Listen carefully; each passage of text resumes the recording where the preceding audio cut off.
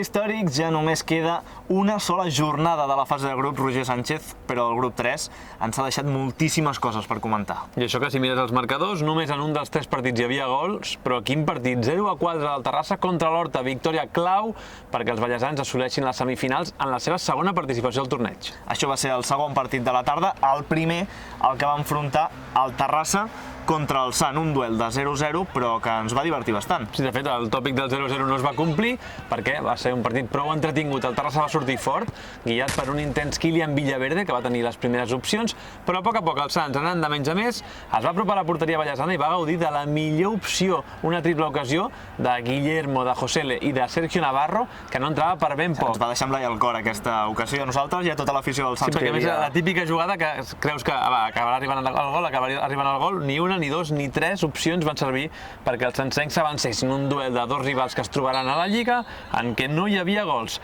Al final del partit parlàvem amb Kylian, amb el jugador que hem dit que destacava més al Terrassa i valorava aquesta nova passa de pretemporada per al conjunt acarenc.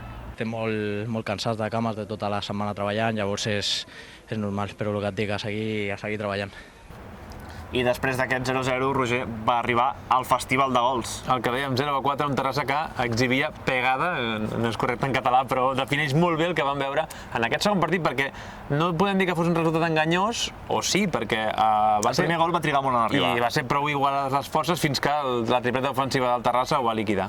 Sí, el partit va començar, com deies, amb una miqueta balancejat, o sigui, els dos equips tenien oportunitats, però va arribar una passada filtrada de Coro directe cap a Ranz, i aquest no va perdonar. Era el primer gol de Ranz i, Roger, el primer gol del Terrassa en un torneig històrics. Exacte, recordem que el 2011 havien participat amb Xavi Molís, l'entrenador, com a jugador en aquell moment, i van marxar del torneig sense marcar cap gol en els 90 minuts dels 2 partits que van jugar. El 0-1 en aquest partit deixava l'Horta de moment eliminat, si no era capaç d'empatar, de sumar algun punt, i la situació s'agreujava molt més encara amb el 0-2, obra de Domi, una jugada per la dreta i que amb el xut va fregar una miqueta un rival, però que va acabar entrant a dintre. Després del 0-2 va arribar el tercer, i és que el Terrassa tenia ganes de jugar i de marcar. Coro un altre cop per la dreta, va guanyar la línia de fons i a Ranz només ha d'empènyer la pilota, aquí ho veiem. I el Festival de Ranz va acabar des de l'esquerra.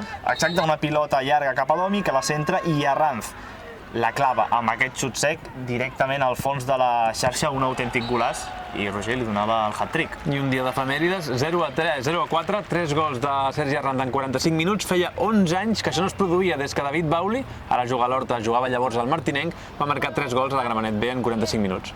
I per celebrar aquest hat-trick de Sergi Arranz el vam poder veure amb la pilota del partit abans de l'entrevista. El primer partit ha sigut un pèl així, diguéssim, no sabíem exactament si portàvem o no portàvem l'iniciativa del joc, i aquest segon partit sabíem el que volíem portar la pilota, volíem apretar dalt i bueno, crec que molt contents.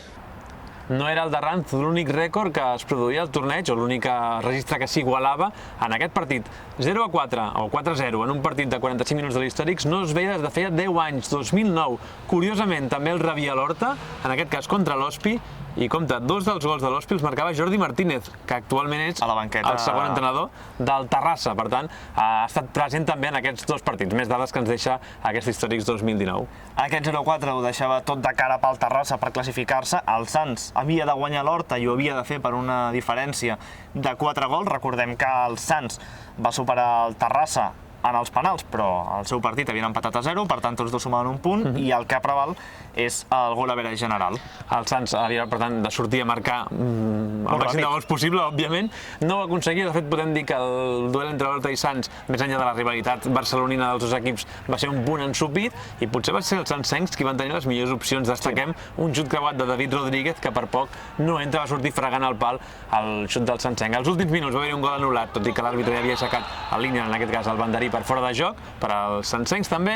Repartiment de punts, 0-0, els dos equips, Horta i Sants, s'acomiadaven de l'històrics. Al postpartit parlàvem amb l'home que va gaudir de la millor opció, amb David Rodríguez, que valorava també aquest moment de pretemporada. De fet, era el primer partit que jugà el Sants en la preparació del nou curs.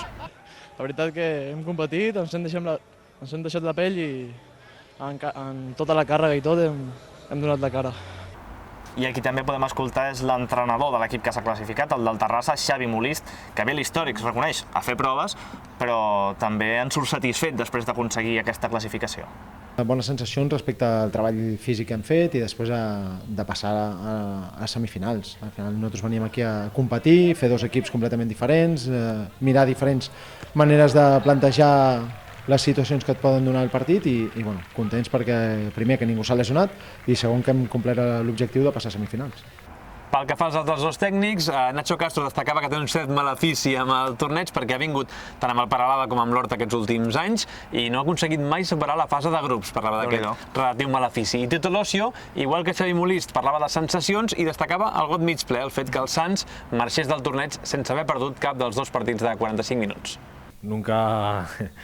Es la cuarta participación que llevo con el Peralada, con 3 con el Horta y nunca he pasado la primera fase. Al final yo creo que estuvimos bien 15 primeros 20 minutos con bastantes opciones, pero es cierto que su gol nos hizo daño y ahí tuvimos 5 o 10 minutos de descontrol y nos dejamos ir. Creo que a partir del 2-0 ya no hubo partido. Al final compites contra dos equipos que son de tu categoría y Tarrasa ha venido muy fuerte. Los 4 goles eran complicados de levantar, es difícil meterlos en 90 minutos, en 45 más aún, y bueno, al final la sensación tampoco es mala, no hemos perdido ningún partido, no hemos marcado, pero bueno, seguir trabajando y seguir rodando.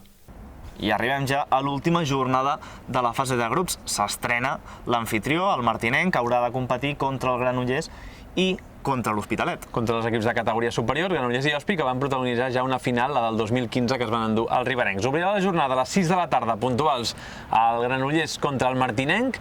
Després, el perdedor d'aquest partit jugarà contra l'Ospi, que ja jugarà els dos seguits, primer contra el perdedor del primer partit i a les 8, al voltant de les 8, contra el guanyador d'aquest primer duel. Per tant, demà, bon menú que tenim per tancar aquesta fase de grups. Divendres descansarem i ja al final, la recta final, dissabte i diumenge. Ja veurem que és el rival del Terrassa en aquesta segona semifinal. Doncs no hi falteu, nosaltres us hi esperem.